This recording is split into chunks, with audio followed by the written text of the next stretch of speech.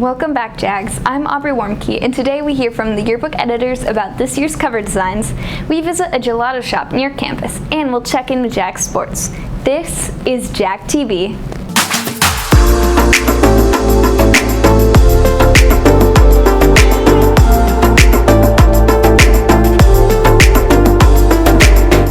Super Tuesday is March 5th, and that's the day Texas voters will vote in the primary. I visited with Madeline Duell at the Bexar County Democrats office for more information about voting in the primaries. 8 months before the general election in November are the primaries in Texas, deciding which candidate from each party make it onto the final ballot. To find information about what candidates are running in your area, you can check thebear.org to determine what precinct you live in and what congressional district you reside in. You can go in there and there's a section that says who represents me. And you go in and you put your address and it comes up and it shows you what House district you're in, what Senate district you're in, what City Council district you're in, what your precinct number is, and all of that. After finding which candidates are running in your area, researching candidates on their personal websites and through third-party organizations is a good way to find more information on which candidate you want to vote for in the primary election. One of the best places to find out about people is the League of Women Voters. They have their booklet, which can be found in libraries. We'll have some here, but it's also available online. Just Google League of Women Voters San Antonio or Bexar County. Only 25.3% of registered voters participated in the presidential primaries in 2020, meaning that most candidates that end up on the final ballots are chosen by a very small percentage of voters. By voting in the primaries, you can affect who ends up on the ballots in November and shape our next election both on the national and the local scale. Don't be afraid to vote. It's going to be easy, and you're not the first person, whoever it is, you're not the first person to go and not know what's going to happen. Like I said, particularly for young people, it's a touch screen. It's going to be so easy. While we reached out to the Bexar County Republican office for an additional interview, one was not able to be scheduled by this broadcast. For JAG TV, this has been Aubrey Warmke. If you're under 18 and still wanting to help out in local elections, students over 16 are able to register as student election clerks after completing online training and receiving parental consent by filling out the application on the Texas Secretary of State website. The third 9 weeks is when many of the fine arts programs take on competition season. That's what we're covering in this week's In Case You Missed It. Next week, on February 15th, Orchestra has their pre-UIL concert in the auditorium at 7 p.m. Yesterday, cheer left for nationals in Orlando, Florida. And last weekend, dance competed against other schools in the SMA dance competition. And they compete again this Saturday at the Ascension Dance Competition held at Westwood High School up in Austin. We talked with Grace Massey and Peyton Shore, the Bell's JV dance team officers, about what the process leading up to these competitions looks like for them. So this past weekend we've had OSS, which is One Singular Sensation, which is where all of the high schools in NEISD come and show off their competition routines.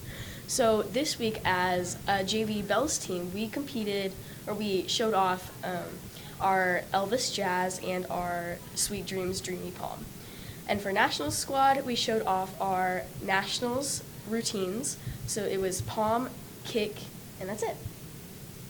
I would say it's just a lot of practice, but practice makes almost perfect, so it's worth it. My favorite part about competition season is honestly right before we're about to go on stage. It's my favorite because that's the time I get to be with my friends and hype each other up and just be a good teammate all around for everybody. Kind of what Peyton said, I love the teamwork aspect of it. I love how close we get before we go on. It's just the energy that we feel when we dance is amazing. And finally, their practice schedule for competition differs only slightly from their normal practice schedule. The JV team, we practice most weeks 2 times a week. Typically they go till 6:30, but as we get closer to comp, they tend to end at 7:30. For nationals and legacies, they normally practice before school. Most days they start at 7. And sometimes after school, National Squad practices from 4:30-ish to 7 as well. And tonight, at 6:30 in the main gym, dance has their annual parent show-offs, where they will perform all of their competition routines, including any solos and duets. It's free and everyone is allowed to come and watch. For JAG TV, this is Madison and Rebecca. If you've noticed your favorite sounds aren't available on TikTok anymore, that's because the social media platform has failed to reach a licensing agreement with Universal Music Group. Universal owns the rights to music by Taylor Swift, Drake, and Olivia Rodrigo, to name a few. So any videos using those sounds are now going to be silent. At this time, there is no sign of an agreement between UMG and TikTok, so all the audio will remain silent for now. The 16th volume of The Citadel, the campus yearbook, is almost complete. With news from the Student Media Lab, here is Elijah and Lara. The year is more than halfway over, which means so is the yearbook. This year's editors have shared what will make this volume special. We're in charge of creating the editor-in-chiefs, which is us. Yeah, we created the theme, we created the design. Every element you see in the yearbook is us. And then we have our supporting editors who help enforce it throughout the book.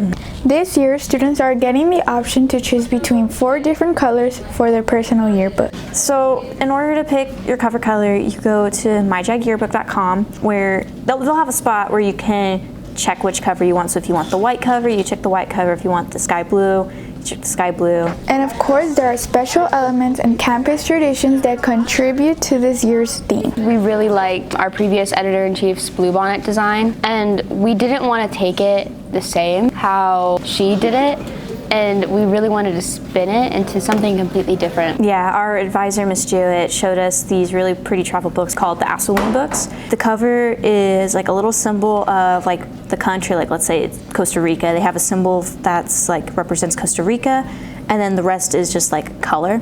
But when they're all put together on a shelf, they look really pretty. With that in mind, these editors found a way to continue to incorporate the popular bluebonnet icon into this year's cover. The bluebonnet. Bluebonnets. We're really trying to put it in the book, not in a sense of like it's a bluebonnet like in your face, but kind of just sporadically throughout it, so you get the idea of like kind of growing.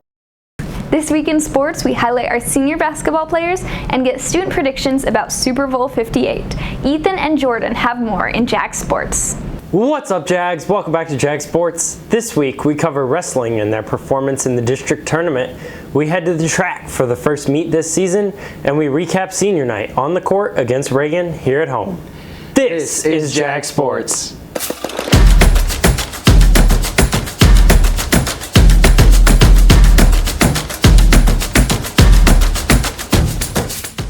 First up, the wrestlers squared off on the mats at the district tournament last week. The teams finished second overall, and 12 Jags are advancing to regionals. Up next, the track teams raced to a top 5 finish in the NEISD meet last week at Heroes. The varsity boys finished 5th, and the girls took 2nd with many individual placements, including freshman Emily Crott winning the 3,200-meter dash. They will be back racing, hurdling, and vaulting tonight in their second meet at Heroes beginning at 4:30 p.m. The boys' golf team is swinging for the green as they gear up for their district tournament April 1st and 2nd. They took part in the NEISD Texas Shootout at Canyon Springs last weekend and placed 3rd. The soccer teams took on Reagan for the first of 2 intense matchups with the Rattlers last week. The girls were victorious 2-0 last Friday, and the guys' game got delayed and moved to Monday, where they tied 1-1 with the Rattlers. JAG Hoops is winding down their regular seasons and making their final playoff push. The girls took home a win on senior night against the Rattlers, and Saturday the guys got beat in the final seconds 48-47. And last, but certainly not least, the most watched sporting event in America takes place on Sunday night, where the Kansas City Chiefs look to go back-to-back against the San Francisco 49ers in a rematch of Super Bowl 54. And while my buddy over here is rooting for the 49ers, we take a look around campus to see who other people are rooting for in this highly intense matchup. I have to go with the Chiefs, just because of experience.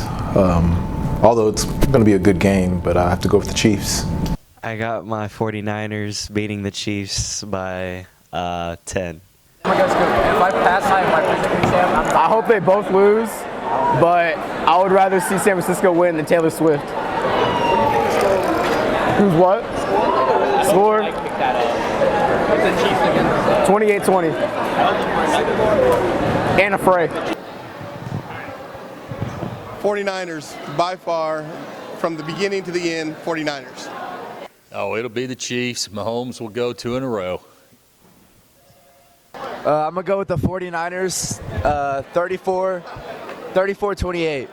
I got the Chiefs winning 28-21. Go Swifties.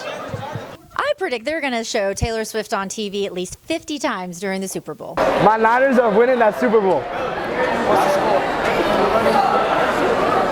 27-20, 49ers. Christian McCaffrey. Well, I hate the Chiefs, the 49ers. Thank you. That's all for this week, Jags. See you next time with more Jag action.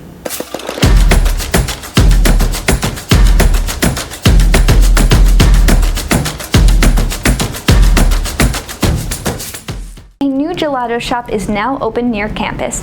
Annika and Lily visited with the owner of this new small business. Located in the shops at Canyon, Casa Morgana, a family-run gelato shop, opened less than a year ago, serving fresh gelato, drinks, and snacks, and offering a friendly and new environment to get ready for the warmer weather that's on its way. We love that people from high school, they come, they taste the gelato, and then in the weekend they bring their parents because they are like, this is so good, come, all the family come back. While temperatures are still fairly low, this has not stopped Casa Morgana from making the best of this chilly weather. Definitely the cold weather is a challenge, not just for gelato. I've seen all the business have this challenge when it's like really cold days or freezing days.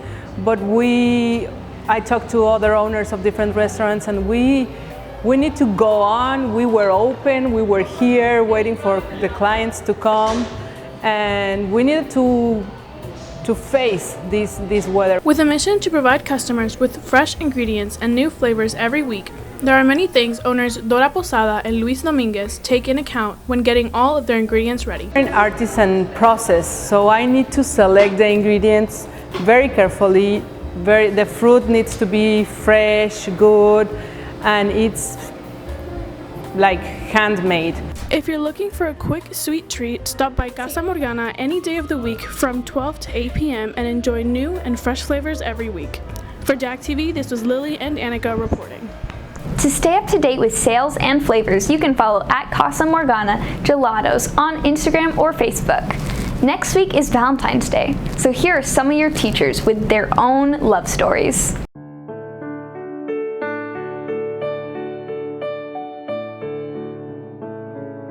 It's been about 5 years now. So we met in France in the year 2002. This past summer we celebrated our 10-year anniversary. We have been together for 21 years and we've been married for 15 of them. Together, are married 5 years now. This year in June, it'll be 42 years. My husband and I were both coaching track in the same school district. I was working as an English speaking assistant and he was working as a German speaking assistant in the same French high school. Actually dating someone who is a big fan of the band that my husband started. I met my husband when I was a junior in high school. So me and my husband, we met through church. Was when he was on my dad's Little League baseball team and they came to my house to try on uniforms.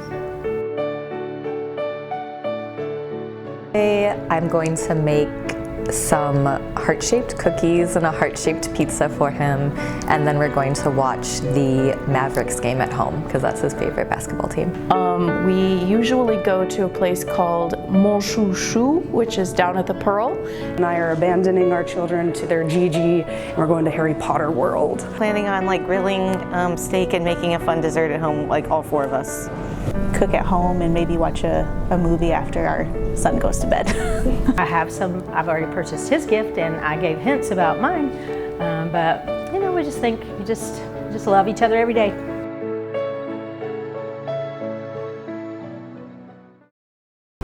And now, here's a preview of Prom coming up on March 23rd. Prom returns to the Marriott this year after 1 year at the downtown Hyatt. Most students are happy to hear this. The only really downside was the drive. It was a little longer than like I would have liked, but oh well. I liked it, but at the same time it's kind of hard like getting in and out of there because it was so busy being downtown and all that. So the good thing about being at the JW Marriott is that there's a lot of available free parking, so students are able to park in the parking lot that is actually adjacent to the ballroom. So you can park for free, and then it's a very short walk into the ballroom. If you're looking to match your dress to the theme, here's the scoop on that. This year the theme is A Night in Old Hollywood, and the colors that I guess we have like a color theme that we're using, so it's going to be a lot of black, red, gold, with some like vibrant accent colors. The dress code is formal, so we encourage students to dress up and dress their best. So mark your calendars for March 23rd and get your tickets. So the tickets can be purchased in my classroom, which is room A359, before and after school. So I'll be selling the tickets. The tickets purchase includes a t-shirt. So from February 26th to March 1st, the ticket is going to be $65 a ticket. So we're going to do a special for that first week that ticket sales are available. March 4th through the Friday before prom, which is Friday, March the 22nd, tickets are going to be $75. So we encourage students to buy tickets during that first week for the $10 discount, so that they can take advantage of that. For JAG TV, this is Danny Butler. You've seen the trend. Now here's our take on it with something fun from the crew. We're Johnson. Of course, we have the most National Merit Scholars in the district. We're Johnson. Of course, the vending machines are closed at lunch when you want them the most. We talked about this season. It's supposed to be good things. My bad. We're Johnson. Of course, we're ranked one of the top high schools by U.S. News and World Report. We're Johnson. Of course, each of our classes are miles apart. We just talked about this. Not like that. Try it again. We're Johnson. Of course, one of our seniors got a 1600 on their SAT. We're Johnson. Of course, we have to wait in long lines for lunch. Oh, never mind. We're Johnson. Of course, there's not enough space in our student parking lot. We're Johnson. Of course, we all have Stanleys. We're Johnson. Of course, our Wi-Fi isn't working. We're Johnson. Of course, the bus takes an hour to get us home. We're Johnson. Of course, it's a great day to be a JAG. For more updates before our next show, be sure to follow us on Instagram at JAG Student Media or on YouTube at JAG TV. That's all for today. See you next time, JAGs.